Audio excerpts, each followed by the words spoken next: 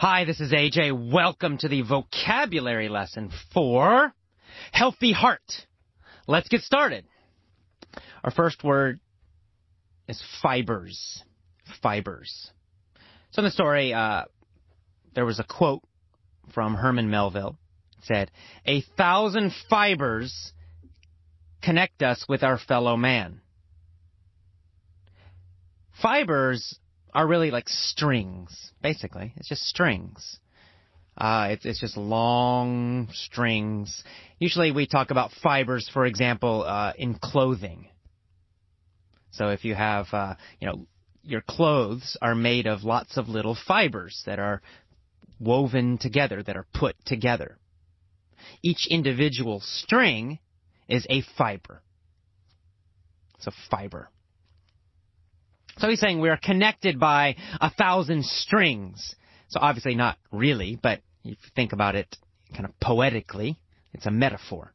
So you can imagine that we're connected in 1,000 different ways to other people.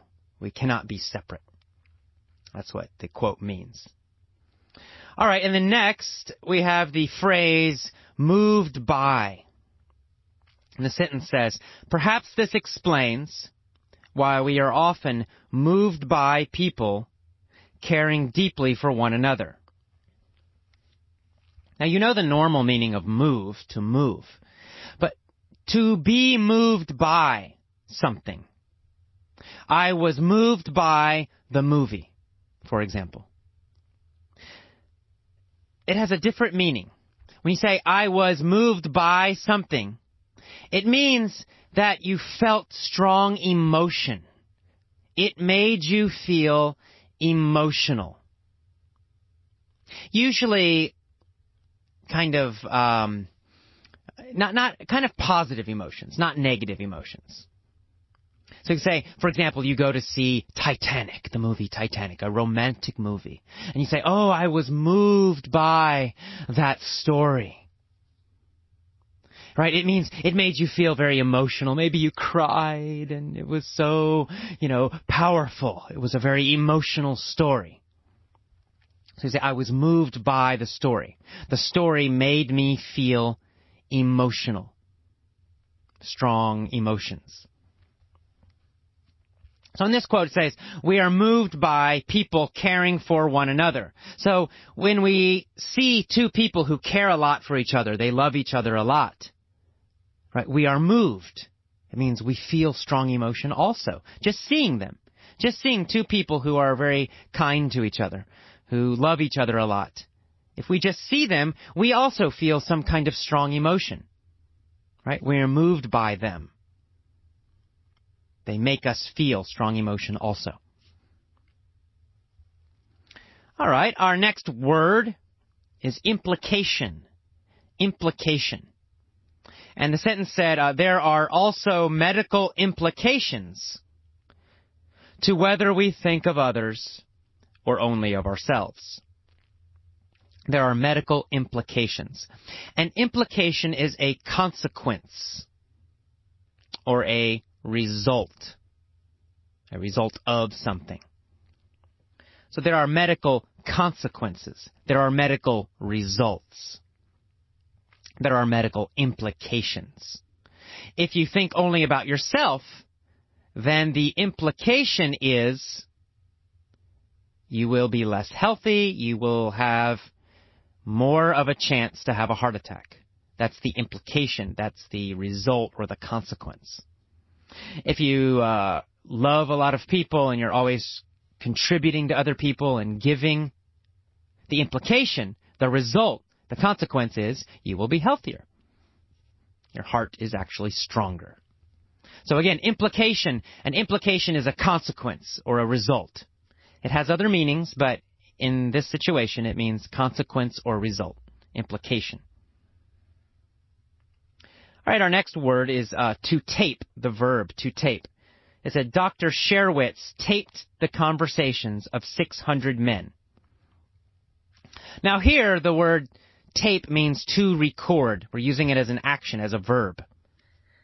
So to tape a conversation means to record a conversation. And it comes from the old, cassette tapes, which are gone now, right? Now we all use CDs and MP3s. But in the past, we had actual tapes, right? Magnetic tapes, cassette tapes. And that's how we recorded.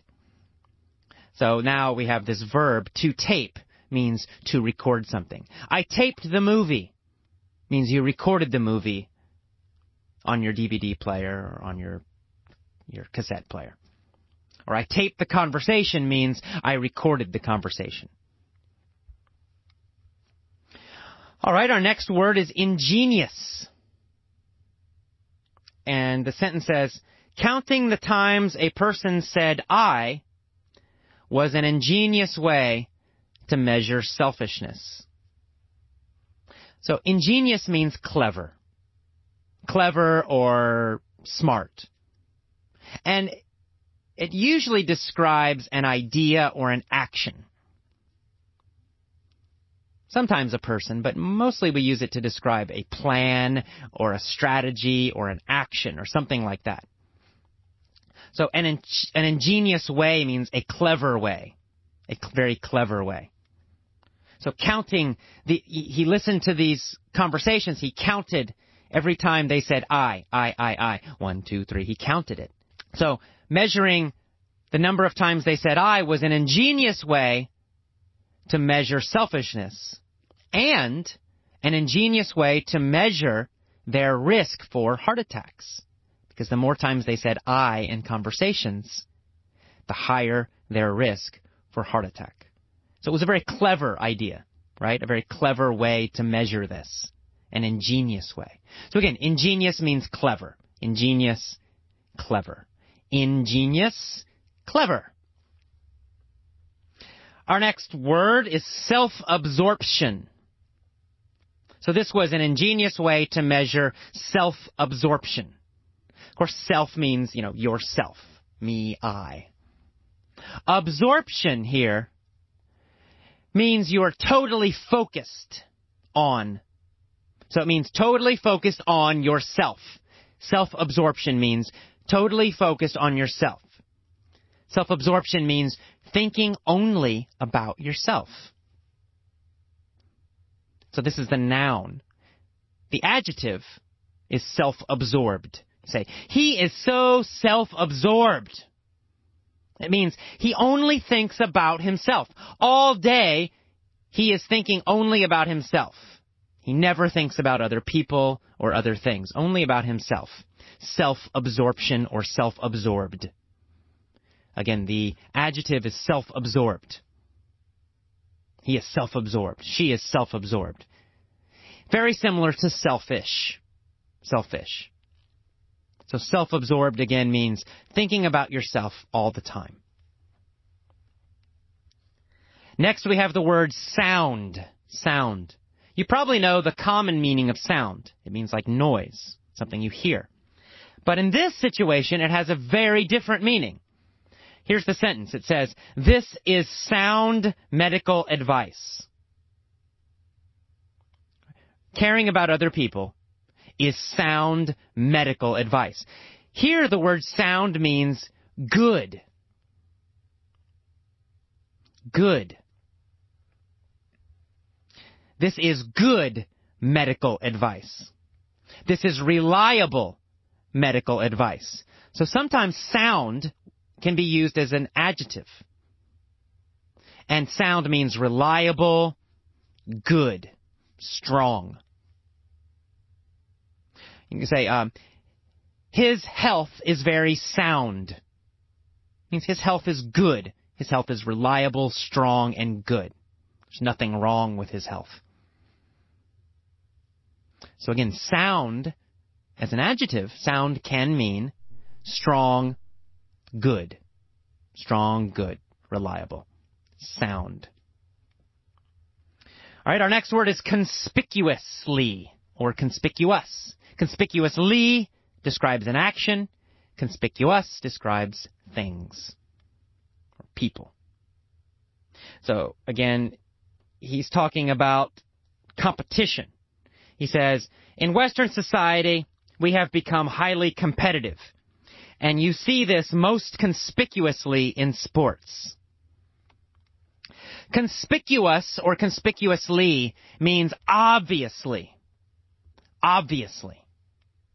It means very easy to see. It's not hidden. It's the opposite of hidden. So conspicuous is the adjective. So if something is conspicuous, it means it stands out. It means you see it immediately. For example, if we have a room, 30 people in a room. 30 people, 29 people are wearing black. Black shirts, black pants. Right? Everybody's wearing black shirts and black pants. But one person is wearing a pink shirt and pink pants. The person wearing pink is very conspicuous. Very conspicuous, right? You see them. Everybody will focus on them. They are conspicuous. They are very obvious. They stand out. They're not hidden. So it's the opposite of hidden, right? They stand out. Oh, you immediately notice the person in pink because everybody else is wearing black. That's conspicuous. So he's saying that we see competition, hyper-competitiveness in sports. It's very obvious in sports, right? It's not hidden. Everyone can see. Athletes are very, very, very competitive. It's conspicuous. It's obvious. And that word hyper-competitive, hyper just means very, very, very. It means super. So hyper-competitive means very, very competitive, super competitive. Hyperactive means very, very, very active, super active, lots and lots of energy. Sometimes I'm hyperactive. So again, hyper means just very. You can hyper, and then you have an adjective. Hyperactive, hyper-competitive, whatever. And finally, we have one more little phrase, and that is to lose touch with. To lose touch with something. And he says that when we become hyper-competitive, when we're very competitive, we're trying to win, win, win, we can lose touch with honor, decency, and sportsmanship. To lose touch with something means to lose your connection with it, or to forget it, or just to lose it. So if you lose touch with honor, it means you forget honor. You forget about honor. You don't have honor anymore. So he's saying, now we see some athletes, they're so competitive, they're always trying to win so much, they're not honorable. They kind of cheat. Maybe they use some kind of drugs to make their body stronger so they can win more easily. Or maybe they cheat with the rules like you see in soccer or football. You know, they fall down, they pretend they're hurt, so they get a penalty. You know, we see it all the time in all sports now, that many athletes now have lost touch with honor. They're not honorable anymore. They have forgotten honor. So they lost touch with honor because they're too competitive now. So that's what it means. To lose touch with something means you forget it or you lose your connection. You can also lose touch with a person. You say, wow, I lost touch with John. It means John maybe before was a friend, but now you lost contact. You don't call him anymore, and maybe he moved. You don't have his phone number anymore. You don't know how to contact him. So you lost touch with him. You've stopped communicating with him. You can't find him anymore. Okay, so that's to lose touch with. And that's our last phrase for the vocabulary lesson. So listen to this a few times, get the general meaning of these words, and then move on to the mini-story lesson, which, of course, is our favorite lesson. All right, I will see you next time. Bye-bye.